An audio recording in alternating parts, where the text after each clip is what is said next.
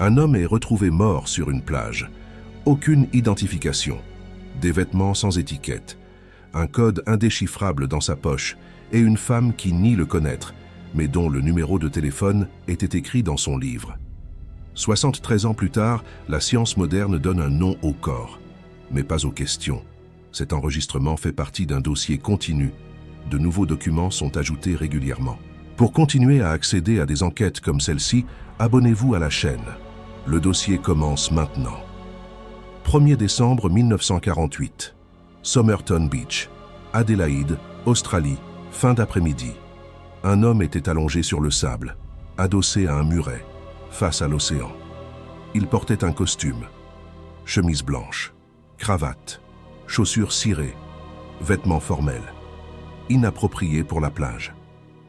Certaines personnes l'avaient vu là dans l'après-midi, pensaient qu'il dormait, ivre peut-être. Personne ne l'avait dérangé. C'était l'été en Australie, décembre, temps chaud, des gens sur la plage. Mais cet homme était seul, immobile. Alors que le soleil se couchait, il restait dans la même position. Vers 19h, un couple qui passait remarqua que quelque chose n'allait pas. L'homme n'avait pas bougé. Ses jambes étaient étendues, un bras le long du corps, l'autre plié, tête appuyée sur le mur. La position était étrange, trop immobile. Le couple s'approcha, l'appela. Pas de réponse. Il toucha son épaule. Il était froid. Mort. La police fut appelée. Les enquêteurs arrivèrent rapidement. La scène fut documentée. Le corps était en rigor mortis, rigide. La mort était survenue quelques heures plus tôt, peut-être dans l'après-midi, peut-être au crépuscule. Difficile à déterminer exactement. Il n'y avait aucun signe de violence, aucune blessure visible, pas de sang, aucun signe de lutte. Il était simplement là, mort, comme s'il s'était assis, avait regardé l'océan et avait cessé de respirer. Ses poches furent vérifiées, à la recherche d'identification. Portefeuille, documents, clés, n'importe quoi. Mais les poches étaient presque vides. Pas de portefeuille, pas de papier d'identité, pas d'argent. Juste quelques objets. Un peigne, un paquet de chewing-gum, une boîte d'allumettes et un billet de train. Le billet était d'Adélaïde à Henley Beach, un court trajet, daté du même jour, 1er décembre, mais aucun nom, aucune identification. Les vêtements furent examinés, costume marron, chemise blanche, cravate rouge et bleue, chaussures marron, tout de bonne qualité, bien entretenu. Mais il y avait quelque chose d'étrange. Toutes les étiquettes avaient été enlevées. Chaque vêtement. Pantalon, chemise, veste, cravate. Là où auraient dû se trouver les étiquettes du fabricant, il n'y avait que du tissu coupé. Quelqu'un avait délibérément retiré toute identification des vêtements. Pas déchiré. Coupé. Soigneusement. Pourquoi? Le corps fut emmené à la morgue. Une autopsie fut programmée. Pendant ce temps, la police tenta de l'identifier. Description physique enregistrée. Homme blanc, environ 40 à 45 ans. 180 cm de hauteur. Carrure athlétique. Épaules larges. Mollets bien développés. Comme quelqu'un qui pratiquait un sport. Ou la danse. Cheveux châtain roux. Yeux noisettes. Bien rasés. Mains propres. Ongles soignés. Apparence de quelqu'un qui prenait soin de lui. Pas un mendiant. Pas quelqu'un en détresse visible. L'autopsie fut effectuée le 2 décembre. Le docteur John Dwyer mena l'examen. Il trouva quelque chose de troublant. L'estomac contenait de la nourriture partiellement digérée. Une tourte, repas récent. Mais il n'y avait pas de cause de décès évidente. Pas de blessures internes, pas de maladie apparente. Les organes semblaient sains. Sauf une chose, la rate était congestionnée, enflée, et l'estomac montrait des signes d'irritation sévères. Comme si quelque chose de toxique avait été ingéré. Mais quelle toxine? Des tests furent effectués. Aucun poison courant ne fut détecté. Arsenic, strychnine, cyanure, rien. Les tests disponibles en 1948 étaient limités. Si c'était un poison rare ou inconnu, il ne serait pas détecté. Le docteur Dwyer conclut que le décès était probablement causé par une insuffisance cardiaque, possiblement induite par empoisonnement. Mais sans identifier la substance, il ne pouvait en être sûr. La cause du décès fut listée comme inconnue. Empoisonnement possible, mais non prouvé. L'homme resta non identifié. La police l'appela le Somerton Man, l'homme de la plage de Somerton. Des appels publics furent lancés. La description de l'homme fut publiée dans les journaux. Des photographies du corps furent diffusées. Les gens furent invités à se manifester s'ils le reconnaissaient. Les jours passèrent. Personne ne vint. Aucun signalement de personne disparue ne correspondait à la description.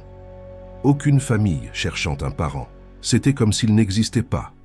Comme s'il était apparu de nulle part, s'était assis sur la plage et était mort. Pas de passé, pas d'identité. Le 14 décembre, 2 semaines après le décès, une découverte fut faite. La gare d'Adélaïde avait une consigne. Les bagages pouvaient y être laissés temporairement. La police vérifia. Il y avait une valise non réclamée, déposée le 30 novembre, un jour avant que le corps ne soit trouvé. La valise fut ouverte. À l'intérieur, des vêtements, un peignoir orange, des pantalons, des chemises, tous sans étiquette. Encore une fois, toute identification retirée. Mais il y avait plus. Des outils, un tournevis, un objet tranchant. Et dans l'une des poches du peignoir, caché, se trouvait quelque chose de crucial. Un morceau de papier, déchiré, avec 2 mots imprimés. Tamam Shud. Tamam Shud. Les mots étaient persans. Ils signifiaient « c'est fini » ou « c'est terminé ». Mais d'où venait-il? La police enquêta. Ils découvrirent que c'était une phrase d'un livre de poésie. Rubaiyat d'Omar Khayyam, un poète persan du XIe siècle. La traduction anglaise d'Edward Fitzgerald était populaire, et Tamam Shud étaient les derniers mots de l'édition, la phrase finale du livre. Quelqu'un avait arraché cette phrase d'un exemplaire du Rubaiyat, et l'homme mort la portait. Pourquoi? La police lança un autre appel public. Quelqu'un avait-il un exemplaire du Rubaiyat avec la dernière page manquante? Cela pourrait mener à l'homme. Les semaines passèrent. En juillet 1949, 7 mois après le décès, quelqu'un se manifesta. Un homme.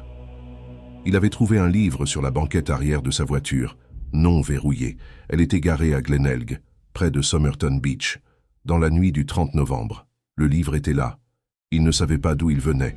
Il le garda, ne vit les appels publics que des mois plus tard. Réalisa que c'était pertinent. Remit le livre. Le livre était un Rubaiyat, édition rare, première édition de la traduction de Fitzgerald, et la dernière page était arrachée, exactement là où Tamam Shud aurait dû être. C'était le livre. Le papier dans la poche de l'homme mort venait de cet exemplaire. Mais qui avait mis le livre dans la voiture? L'homme mort lui-même, quelqu'un d'autre? Pourquoi dans la voiture d'un étranger? Et plus important encore, qui avait-il d'autre dans le livre? La police examina le Rubaiyat attentivement. Sur la couverture arrière, écrites au crayon, il y avait des lignes. 5 lignes de lettres majuscules. Elles ressemblaient à un code. La première ligne, BLURGOABABD. La deuxième, MLIAOI. La troisième, WTBIMPANITP.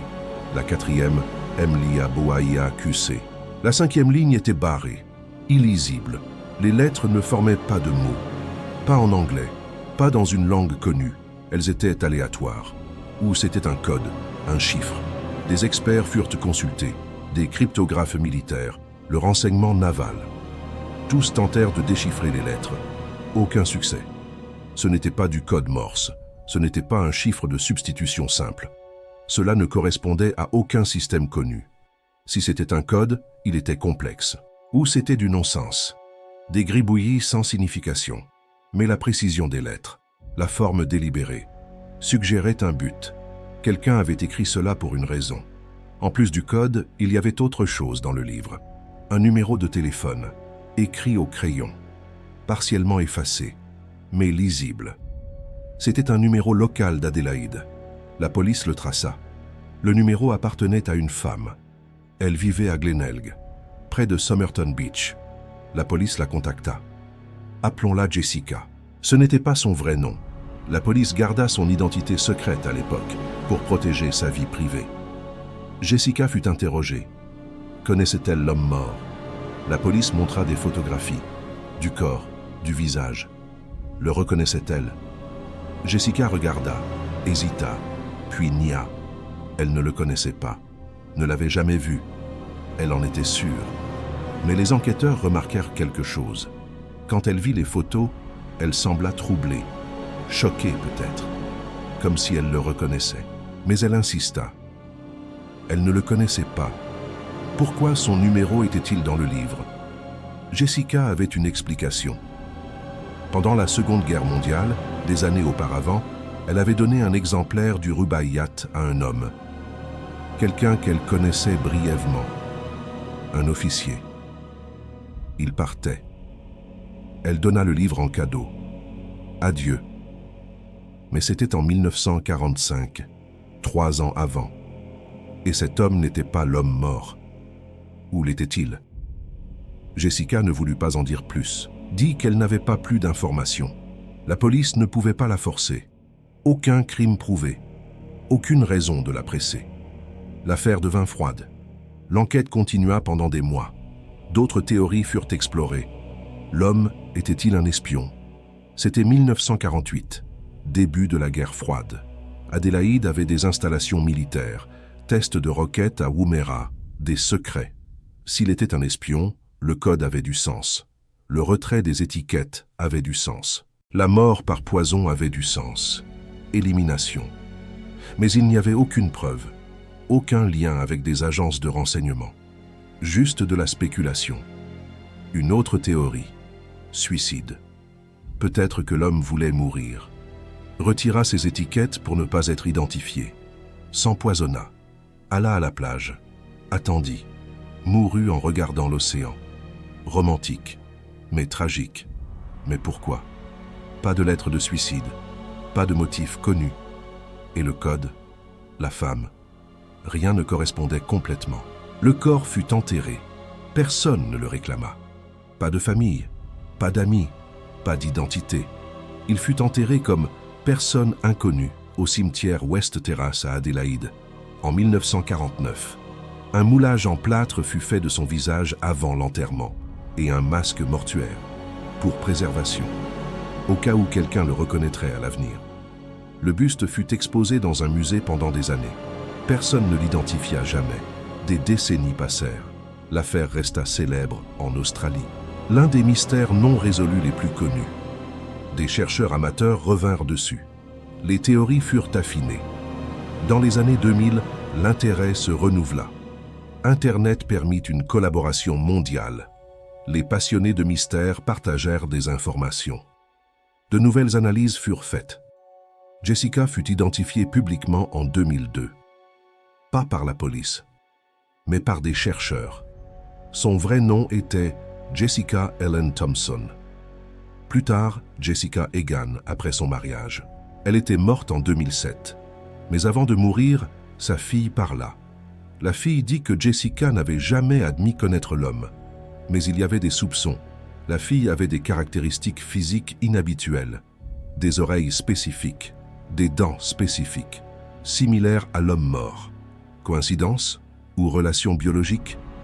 La spéculation suggérait que Jessica et l'homme mort avaient un lien, peut-être une liaison, peut-être qu'il était le père de la fille, mais Jessica ne confirma jamais. Emporta le secret dans sa tombe.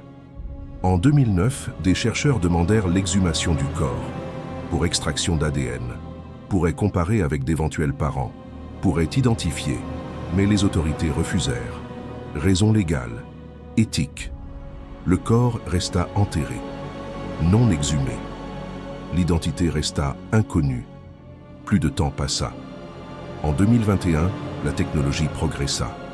Généalogie génétique, la même utilisée dans l'affaire du Golden State Killer aux États-Unis. ADN de parents éloignés. Arbre généalogique pourrait identifier des personnes inconnues. Le professeur Derek Abbott de l'Université d'Adélaïde travailla sur l'affaire pendant des années. Il obtint la permission. Des échantillons de cheveux de l'homme mort existaient, préservés depuis 1948. L'ADN fut extrait, partiellement dégradé, mais utilisable. L'ADN fut analysé, téléchargé dans des bases de données généalogiques, GEDmatch, Family Tree DNA. Des correspondances furent trouvées, des parents éloignés, cousins au 3e et 4e degré. À partir de ces correspondances, des arbres généalogiques furent construits, en travaillant à rebours. Qui étaient les ancêtres communs? Qui étaient les descendants? Processus méticuleux, des mois de travail. Mais en juillet 2022, une conclusion fut atteinte. L'homme était Carl Charles Webb, né à Melbourne, Australie, en 1905, fils de Richard Webb et Eliza Amy Ganis.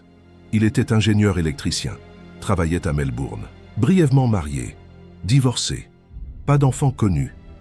Dans les années 1940, il disparut des registres, pas de certificat de décès, aucun enregistrement de résidence, comme s'il était simplement sorti de sa vie, et s'était retrouvé à Somerton Beach en 1948, sous un nom que personne ne connaissait, sans identification, mort. L'identification fut annoncée publiquement. Charles Webb, 73 ans après sa mort. Enfin, un nom. Mais cela répondait-il aux questions? Qui était vraiment Charles Webb? Pourquoi avait-il retiré toutes les étiquettes? Pourquoi était-il à Adélaïde? Pourquoi est-il mort? Le code? La femme? Aucune de ces questions ne fut répondue par l'identification. Les chercheurs creusèrent plus profond, cherchèrent les dossiers de Charles Webb, trouvèrent peu. Il était né en 1905, grandit à Melbourne, travailla comme ingénieur, se maria en 1941, divorça quelques années plus tard. Après 1947, aucun enregistrement. Il disparut, littéralement. Pas d'adresse, pas d'emploi enregistré, pas d'activité bancaire, rien, jusqu'à ce qu'il apparaisse mort à Somerton Beach. Pourquoi disparut-il? Les théories suggèrent des problèmes personnels, dépression, divorce difficile. Peut-être voulait-il commencer une nouvelle vie, changer d'identité, d'où le retrait des étiquettes. Vivait-il sous un faux nom ou voulait-il simplement disparaître? Et Adélaïde, pourquoi là? Avait-il un lien avec la ville, avec Jessica?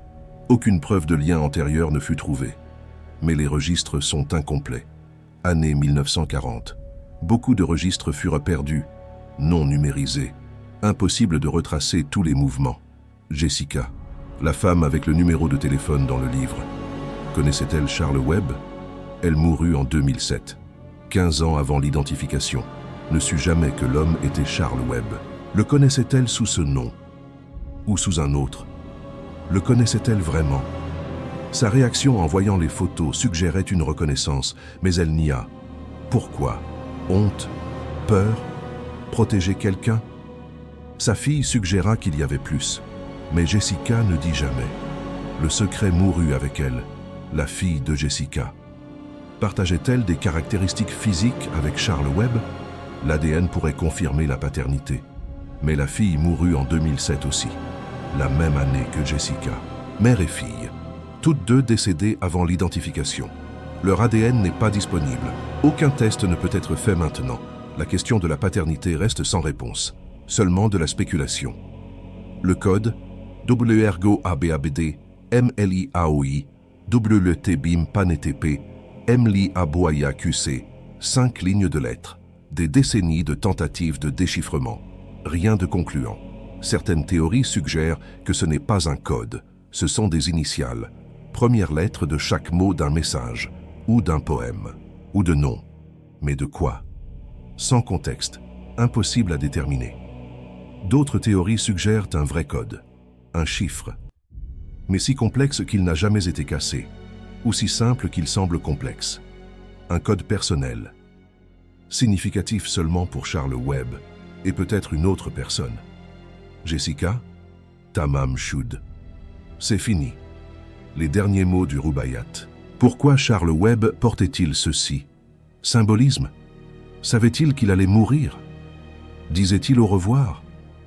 Le Rubaiyat parle de vie, de mort, de destin. Des vers sur la saisie du moment, sur l'inévitabilité de la mort. Peut-être que Charles s'y identifiait. Peut-être que la phrase signifiait que sa vie était finie. Il allait y mettre fin. Suicide symbolique. Mais pourquoi arracher la phrase? Pourquoi laisser le livre dans la voiture d'un étranger?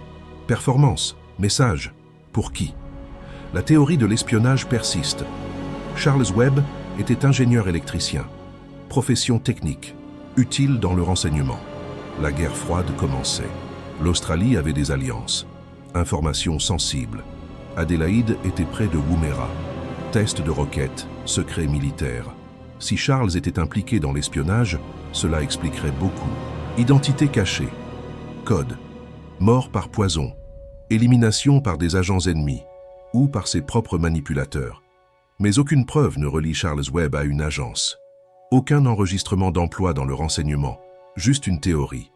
Une autre possibilité. Charles Webb était malade, en phase terminale. Savait qu'il allait mourir. Décida de le faire selon ses propres termes.